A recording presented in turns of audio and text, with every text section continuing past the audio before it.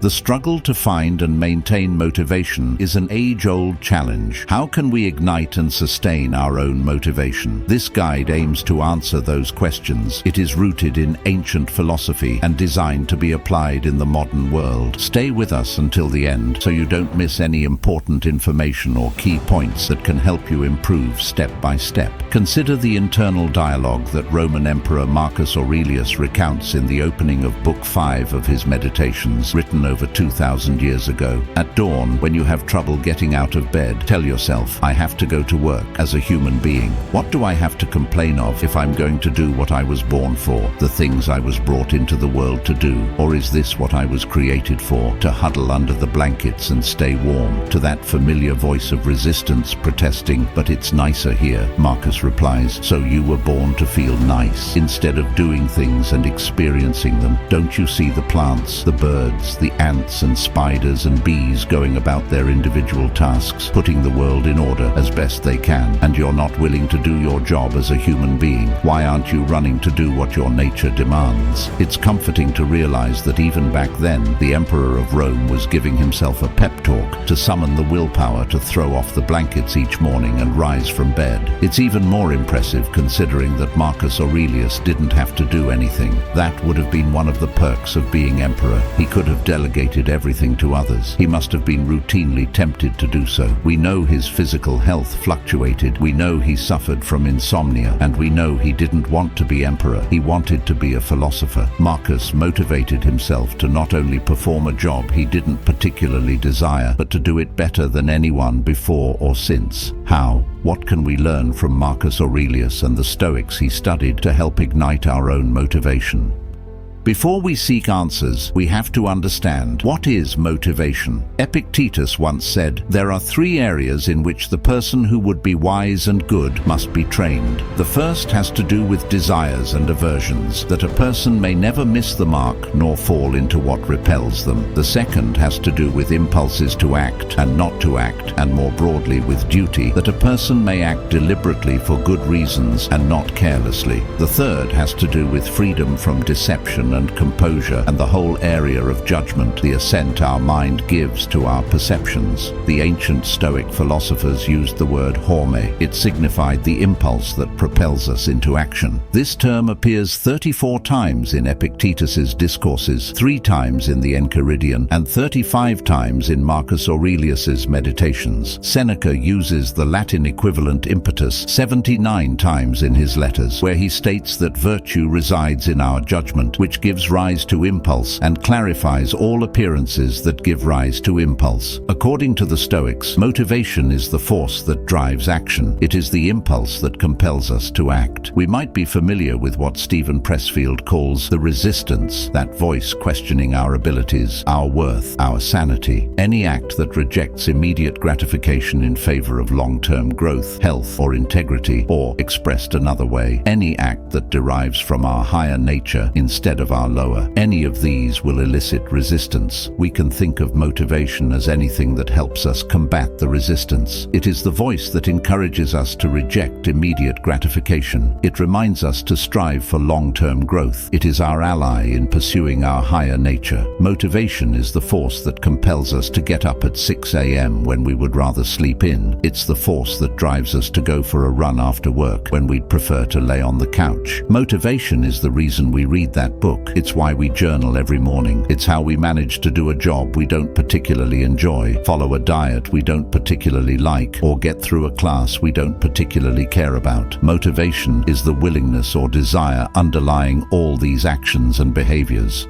So the question is, how can we get motivated? Seneca once said, life without a design is erratic. As soon as one is in place, principles become necessary. I think you'll concede that nothing is more shameful than uncertain and wavering conduct and beating a cowardly retreat. This will happen in all our affairs unless we remove the faults that seize and detain our spirits, preventing them from pushing forward and making an all-out effort. We might recognize similar situations. The opposing team comes out strong, establishes an early lead, and we never have time to recover. We walk into a business meeting unprepared, and it goes poorly. A delicate conversation escalates into a shouting match. We switch majors halfway through college, start our coursework over, and graduate late. It's the chaos that results from not having a plan. Not because plans are flawless, but because people without plans, like a line of infantrymen without a strong leader, are much more likely to get overwhelmed and fall apart. Some of the world's greatest minds, philosophers, artists, writers, painters,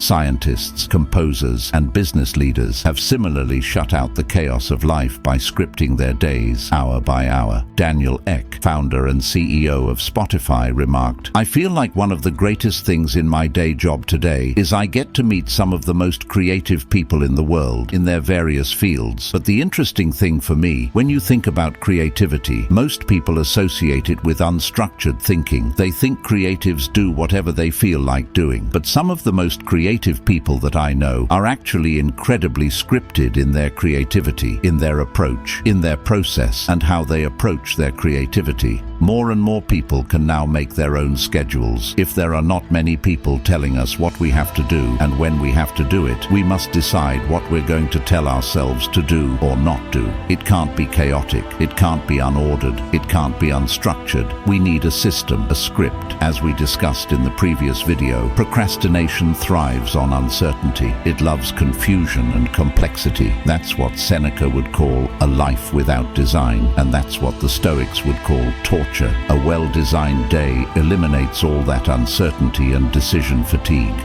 But how can we stay motivated? Most people wake up to face the day as an endless barrage of bewildering and overwhelming choices, one after another. Needless to say, this is exhausting. It is a whirlwind of conflicting impulses, incentives, inclinations, and external interruptions. This is no way to get or stay motivated. For this reason, the Stoics emphasized routine and repetition. In a world where so much is out of our control, committing to a practice we do control, they said, was a way to establish and remind ourselves of our own power. Epictetus noted that every habit and capability is confirmed and grows in its corresponding actions, walking by walking and running by running. Therefore, if you want to do something, make a habit of it. If you don't want to do something, he advised, make a habit of doing the opposite. He used the image of the habit bonfire. Every habit, good and bad, is like a fire. Each time we perform the habit, we reinforce it. We add fuel to it. The question he'd ask his students and now us is, which fires are you fueling? The ancients knew intuitively what psychologists and researchers would later prove: motivation, self-control, and concentration. These are all finite resources. Roy F. Baumeister, social psychologist and author of Willpower, Rediscovering the Greatest Human Strength, coined the term decision fatigue, referring to the deteriorating quality of decisions made by an individual after continuously making decisions. Baumeister and his colleagues discovered through a series of experiments and studies that decision fatigue depletes self-control, leading to emotional problems, underachievement, lack of persistence, and even failures in task performance. In a series of experiments and field studies, University of Minnesota psychologist Kathleen Vose and colleagues repeatedly demonstrated that the mere act of making a selection depletes self-control, less physical stamina, reduced persistence in the face of failure, more procrastination, and less quality and quantity of arithmetic calculations. For instance, in one study, researchers found that participants who made more choices in a mall were less likely to persist and perform well in solving simple algebra problems. Psychologist William James spoke about making habits our ally instead of our enemy. He suggested that we can create a bulwark against the chaos of the world and free up the best of ourselves for the work we want to accomplish. For this, James wrote, we must make automatic and habitual, as early as possible, as many useful actions as we can, and guard against the growing into ways that are likely to be disadvantageous to us, as we should guard against the plague. The more of the details of our daily life we can hand over to the effortless custody of automatism, the more our higher powers of mind will be set free for their own proper work. James said that no one is more miserable and less motivated than the person who relies on volatile, moment-to-moment decisions decision-making. The Stoics would agree. Seneca wrote, "Life without a design is erratic. As soon as one is in place, principles become necessary." I think you'll concede that nothing is more shameful than uncertain and wavering conduct. When we routinize, disturbances to our motivation are boxed out by the order and clarity we built. We must assert control over and be deliberate about when we do what we do. The writer and runner Haruki Murakami explains why he follows the same routine every day. The repetition itself becomes the important thing. It's a form of mesmerism. I mesmerize myself to reach a deeper state of mind. Murakami has written at least 30 books so far. He follows the same schedule day after day. He doesn't need motivation. He has his routine. We have to decide, assert control, and be deliberate and explicit. Let it be known to ourselves and others. Be explicit. I wake up at 7. I take a walk at 7:30. I journal and read until 9. I work until 1, then take a lunch break. At 1:30, I go for a run. At 2, I get back to work. At 3, I take a 5-minute break for some physical activity. At 6, I make dinner. While cooking and eating, I allow myself time to watch TV. After dinner, I spend time with family and friends. I'm in bed at 9. I read for an hour and call it a night at 10.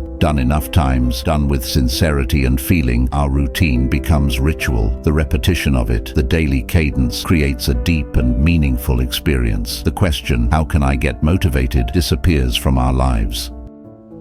5 allies that helps fueling our motivation. 1. Win the morning. In Marcus Aurelius's Meditations, one of the most relatable moments is the internal debate he engages in at the beginning of Book 5. It's a familiar argument he's had with himself countless times on numerous mornings. Much like many of us, he understands the necessity of getting out of bed, yet he longs to stay nestled under the warm covers. Why? Because Marcus recognized that seizing the morning was crucial for triumphing in the day and achieving success in life. He understood that a well-commenced day is halfway accomplished. By challenging himself to tackle something uncomfortable and demanding, by insisting on pursuing what he knew he was meant to do and what he cherished doing, Marcus embarked on a journey that would lead to a fruitful day. 2. Journaling. Marcus Aurelius once said, "The recognition that I needed to train and discipline my character, not to be sidetracked by my interest in rhetoric, not to write treatises on abstract questions, or deliver moralizing little sermons, or compose imaginary descriptions of the simple life or the man who lives only for others, to write straightforward." Why did Marcus Aurelius spend those precious hours in his tent, writing when he strained under the burdens of his wartime duties? It wasn't for our benefit. He never expected Meditations would see an audience. He wrote for himself, to himself, as a way to practice the principles of the philosophy we continue to follow today. He journaled as a means of self-improvement just as much as self-expression. He used journaling to practice and reinforce his own philosophical convictions. Writing down his thoughts allowed him to see them from a distance. It provided him with the objectivity so often missing when anxiety, fears, and frustrations flood our minds. It enabled him to start his day and important work feeling calm and centered. For centuries, people have done the same with their private journals. Some wrote at night, some in the morning, some in sporadic bursts or on rare occasions. But in countless instances, journaling has been a source of self-guidance. A journal is the perfect place to clarify our thoughts, find peace and quiet, calm the negative energies swirling in our head, and cope with stresses and struggles. It is our loyal companion, our sounding board, our guide.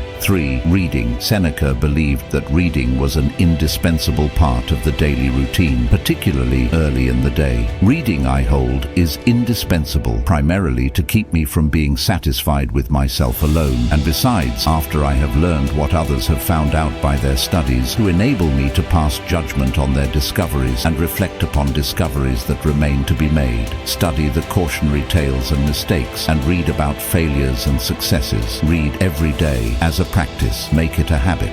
4. Physical exercises. Seneca once said, "Difficulties strengthen the mind as labor does the body." It's easy to overlook the importance of health and fitness to the Stoics. The stereotype of a philosopher is often one who spends all day and night with dense textbooks and even denser thoughts. But the truth is that the great philosophers who made brilliant insights into human nature and experience were engaged in many other activities alongside their study of philosophy. Marcus Aurelius Aurelius loved boxing, wrestling, running, ball games and hunting. The saying in the ancient world was that, but for Chrysippus, there had been no porch. As Diogenes Laertes recounts in Lives of Eminent Philosophers, the Stoic Chrysippus was an avid long-distance runner. Even Epictetus, whose leg was crippled from his time as a slave, frequently talked about lifting weights because "I like a body to be strong with the energy that comes of good health and training." He likely learned from his teacher, the Stoic Musonius Rufus, who said, "The philosopher's body also must be well prepared for work, because often virtues use it as a necessary tool for the activities of life." Fitness was essential. The Stoics referred to it as keeping themselves in fighting shape, at fighting weight, not for appearance's sake, but because they believed life was a kind of battle. They also knew, as we know, that when we feel awful, we act awfully. A person disgusted with themselves has less patience for others. A person who easily loses their breath more easily loses their self-control.